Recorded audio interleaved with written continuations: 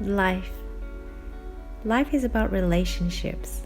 And sometimes, let's face it, it can get a little bit stressful because the source of all stress is people. Think about it. Whenever you're stressed about something or you're bothered about something, it usually involves somebody or someone in your life. Now, it could be at home, it could be at work. Most of the time, the issues that you deal with in life involves, you guessed it, people. So how should we deal with these things that pop up in life, these little conflicts and fights that we have with the people in our workplaces, with the people in our homes, in our schools, in our churches? The first thing is to always remember that life is so short. Why would you want to waste your time being mad? So you really got to ask yourself, is this relationship important? And if the answer is yes, then do everything that's in your power to work things out. Fight the temptation to try and avoid the problem. You should always acknowledge that there is an issue or that there is tension in the relationship.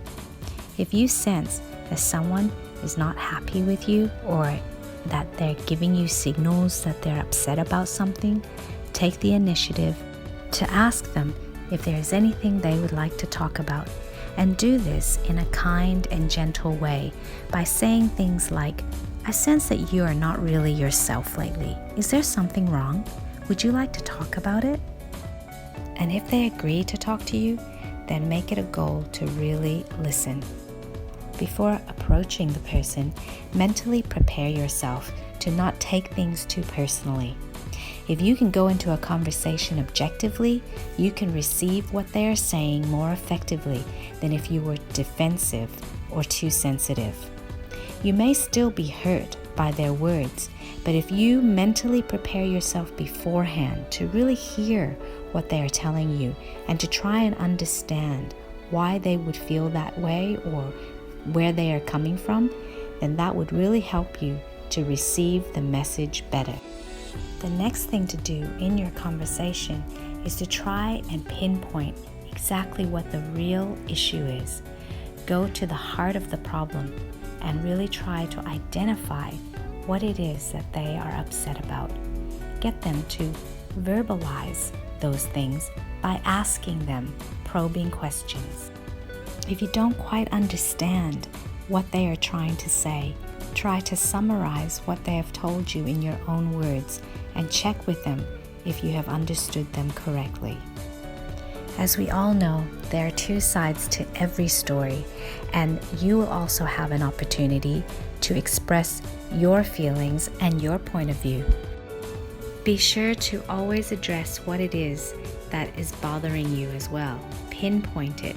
Be clear in stating the heart of the issue to the other person. Sometimes when we're hurt or when we're frustrated or when we're angry, we kind of focus on things that aren't really the main things because of the intensity of our emotions. So it's good to be able to firstly verbalize those things within ourselves to ourselves before we speak to the person. You might want to write it down. You might want to write down the things that are bothering you, the things that you see are a problem in the relationship, and be clear in your mind about how you want to communicate that to the other person and what you want to say. So it's good to prepare beforehand. Prepare to receive the message from the person, but also prepare your own message of what you want to say to the other person as well. Then when everyone has had the opportunity to say what is on their mind, then it's time for you to initiate a negotiation in terms of getting things right. What are we going to do, and what are we going to decide on to change to make this relationship better? How can we fix this relationship?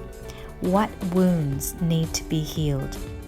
It's really important to identify your role in the situation and in the issue at hand.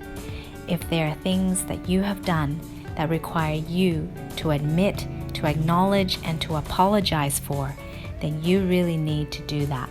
There is no way of being able to move forward in a relationship or to heal the relationship if you're not willing to admit your own faults and your own role in the breakdown of the relationship. So, it's really important to remember not to focus on what the other person is willing to do or not to do. Don't think about the fact that you think they need to apologize first or that they need to admit that they're wrong first.